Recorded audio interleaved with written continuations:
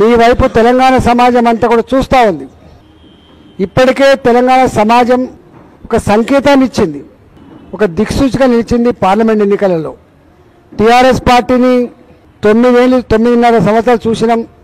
కాంగ్రెస్ పార్టీని అనేక సంవత్సరాలు చూసినప్పటికి కూడా మళ్ళీ కొత్త తెలంగాణ ఇచ్చిన పార్టీగా ముందుకు వస్తుందని చెప్తే ఆ పార్టీకి ఓటేసి గెలిపించినాం.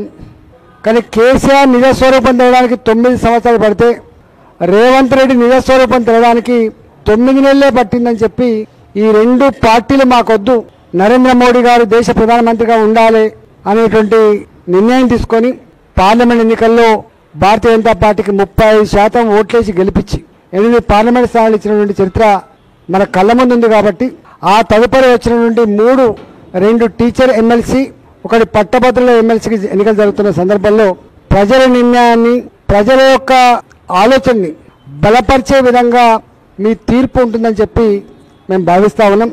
సమస్యల గురించి ప్రస్తావించాలంటే 317 జీవో తెచ్చి టీచర్లకు కంటి మీద కొనుక్కు లేకుండా చేసి భార్యో కాడ, భర్తో కాడ, ఇల్లో కాడ, స్కూలో కాడ, పుట్టిన జిల్లా ఒకటి, పనిచేసే జిల్లా ఒకటి నరకం చూపించిండు. ఈ టీచర్ లోకానికి ఆనాడు కాంగ్రెస్ పార్టీ హామీ ఇచ్చింది, వెంటనే సరి చేస్తామని చెప్పిండు.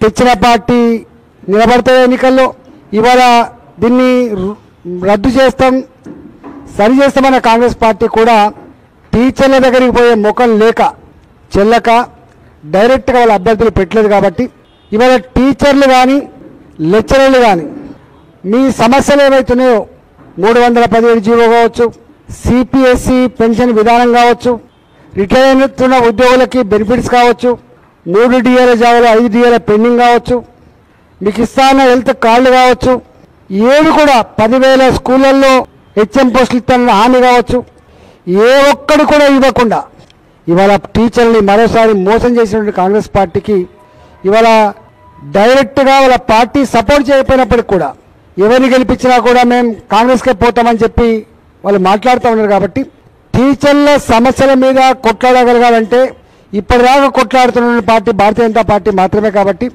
రేపు కూడా మీ సమస్యల పరిష్కారం కోసం కొట్లాడే బాధ్యత తీయాలని చెప్పి మేము కోరుతా ఉన్నాం. కేజీబీవీ స్కూళ్ళల్లో ఉన్న టీచర్లు ఎన్నిసార్లు టెంట్ వేసి వాళ్ళ సమస్యల మీద కొట్లాడినా మేము పోయినాం, మేము మద్దతు ఇచ్చినాం.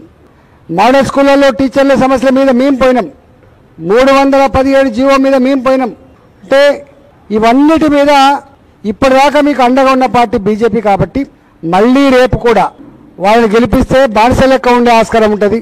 అధికార పార్టీలో ఉండి మళ్ళీ మన కళ్ళల్లో మట్టి కొడుతున్నటువంటి నిర్ణయాలు సపోర్ట్ చేసే ఆస్కారం ఉంటుంది. కాబట్టి టీచర్లారా, ఇవాళ ప్రైవేటు కాలేజీల స్కూళ్ళ యజమానులారా, 4 ఏళ్లుగా మీ బకాయిలు చెల్లించలేక ఇవాళ జీతాలు కూడా ఇవ్వలేని పరిస్థితులలో యాజమాన్యాలు కాలేజీలు మూసేసుకొని అప్రపాలవుతున్న ఈ సందర్భంలో ఈ సమస్యల పరిష్కారం కావాలంటే బీజేపీ టీచర్ ఎమ్మెల్సీ అభ్యర్థులు గెలిపించమని చెప్పి మేము కోరుతా ఉన్నాం. పట్టభద్రులు కేసీఆర్ ఆనాడు 4,000 రూపాయలు నిరుద్యోగ భృతి ఇస్తా అని చెప్పిండు, ఉద్యోగం వచ్చేంత వరకు ఉద్యోగాల కల్పన చేస్తా అని చెప్పిండు. అదంతా పాత కథ, చేయలేదు కాబట్టి ఓడగొట్టి ఇవాళ ప్రియాంక గాంధీ చేత నిరుద్యోగ యువకులకి పాలసీలు ప్రకటించారు.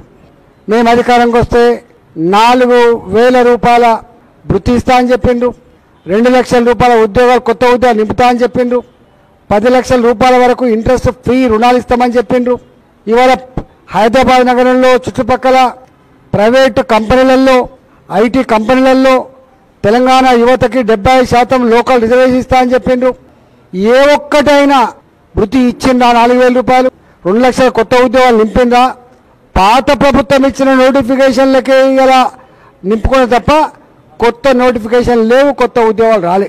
ఇవన్నీ అర్థమైనవి. కాబట్టి రేవంత్ రెడ్డి గారు నిన్న ఒకసారి పోయేద్దాం ఎట్లుందని చెప్పి వస్తే ఎక్కడికి పోయినా ఒకటి చెప్పినట, మనం గెలిచే పరిస్థితి లేదు, ప్రజలకే ఇంత విరక్తి ఉండగా వాళ్లకు మార్గదర్శనం ఉండేటువంటి వేగు చుక్కల్లా ఉండేటువంటి టీచర్లు కావచ్చు, ప్రైవేటు కాలేజీలో పనిచేసే ఉద్యోగులు కావచ్చు, టీచర్లు కావచ్చు, లెక్చరర్స్ కావచ్చు, నిరుద్యోగులు కావచ్చు, వాళ్ళు ఓట్లు వేసే ప్రసక్తి లేదని చెప్పి అర్థమైంది. కాబట్టి కరీంనగర్లో ఆయన మాటలు, ఈ ఒక్క ఎమ్మెల్సీ, ఈ పట్టభద్రుల ఎమ్మెల్సీ గెలిస్తేంది ఓడితేంది, గెలిచినా ఓడినా నా ప్రభుత్వానికి వచ్చే ముప్పు లేదని చెప్పి ఆయన మాట్లాడిన వెంటనే ఆయనకు ఆశలన్నీ కూడా సన్నగిలినాయి.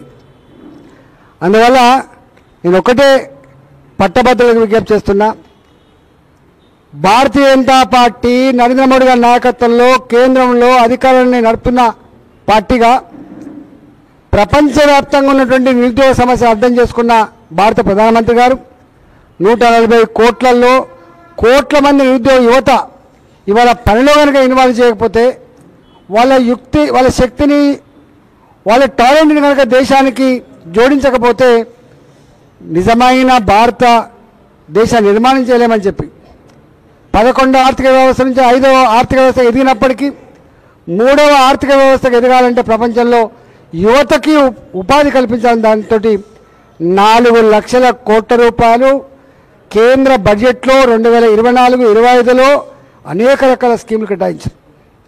స్కిల్ డెవలప్మెంట్ సెంటర్లు కావచ్చు, బయట దేశాలకు మన క్వాలిఫైడ్ యూత్ని పంపించడానికి కోసం కావచ్చు, ఇక్కడ ఉన్న కంపెనీలలో ఉద్యోగాల కల్పన కావచ్చు, ఇక్కడ ప్రైవేటు కంపెనీలు పెట్టుకోవడం ద్వారా ప్రైవేటు ఎంటర్ప్రెన్యూర్స్గా ఎదిగే వాళ్లకు వడ్డీ లేని రుణాలు కావచ్చు, ఉన్న కంపెనీలలో ఉద్యోగ కల్పన కోసం ఆర్థిక పరిపుష్టి కావచ్చు, ఇవన్నిటి కోసం బాటలు వేసిన పార్టీ భారతీయ జనతా పార్టీ. ఇవాళ 25-26 బడ్జెట్లో కూడా దానికే పెద్దపీట వేసింది.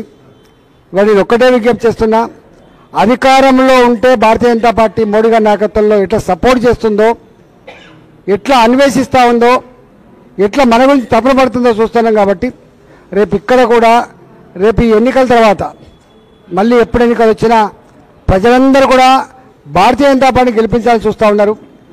రేపు అసెంబ్లీకి జరిగే ఎన్నికలు ఈ ప్రభుత్వం ఎప్పుడు పతనమైనా కూడా వచ్చే ఎన్నికల్లో భారతీయ జనతా పార్టీనే గెలిపించుకోవాలి. ఇవాళ భారతీయ జనతా పార్టీ రాష్ట్రంలో అధికారం ఎక్కడ ఉన్నాయో అక్కడ గొప్ప అభివృద్ధి జరుగుతూ ఉంది. కాబట్టి మోడీ గారి అండదండలతో కేంద్ర ప్రభుత్వ ఆర్థిక పరిపుష్టితో ఇవాళ గొప్పగా అభివృద్ధి చెందుతూ ఉన్నారు. కాబట్టి తెలంగాణ కూడా రేపటి కాలంలో గొప్పగా అభివృద్ధి చెందాలంటే భారతీయ జనతా పార్టీ మాత్రమే చేయగలదని చెప్పి నమ్ముతూ ఉన్నారు. కాబట్టి నేను ఒకటే, ఇవాళ బీఆర్ఎస్ పార్టీ దాని కథ ముగిసిన కథ, వాళ్ళ గురించి మనకు సంపూర్ణ అవగాహన ఉన్నది. కాంగ్రెస్ పార్టీ ఎంత విఫలమైందో, వాళ్ళకు విఫలం కావడం 9 నెలలు పడితే వీళ్ళు విఫలం కావడం 9 నెలలు పట్టింది. కాబట్టి దయచేసి మీరు ఆచితూచి ఎక్కడికక్కడ కూడబలుకొని ప్రలోభాలని, సోషల్ మీడియా తప్పుడు ప్రచారాలని, ఇవాళ డబ్బు ప్రవాహాన్ని అడ్డుకొని ధర్మాన్ని, న్యాయాన్ని, రేపటి మీ సమస్యల పరిష్కారం కోసం అండగా ఉండేటువంటి భారతీయ జనతా పార్టీని గెలిపించాలని చెప్పి నేను చేతులు జోడించి వినమ్రంగా నేను విజ్ఞప్తి చేస్తా ఉన్నా. మరొకసారి ఇలా కరీంనగర్ పట్టభద్రుల స్థానానికి అంజిరెడ్డి గారు, కరీంనగర్ టీచర్ ఎమ్మెల్సీ అభ్యర్థిగా మల్క కొమరయ్య గారు, ఇవాళ వరంగల్ టీచర్ ఎమ్మెల్సీ అభ్యర్థిగా పులి సారథిని గెలిపించాలని చెప్పి కోరుతా ఉన్నాం. వాళ్లకు రేపు ఇప్పటికే పార్లమెంట్లో ఎంపీలుగా మేము, అసెంబ్లీలో ఎమ్మెల్యేలుగా, రేపు శాసన మండలిలో కూడా మీ పక్షాన కొట్టడానికి గలమెత్తే అధికారాన్ని ఇవ్వాలని చెప్పి నేను వినమ్రంగా విజ్ఞప్తి చేస్తున్నా. Thank you.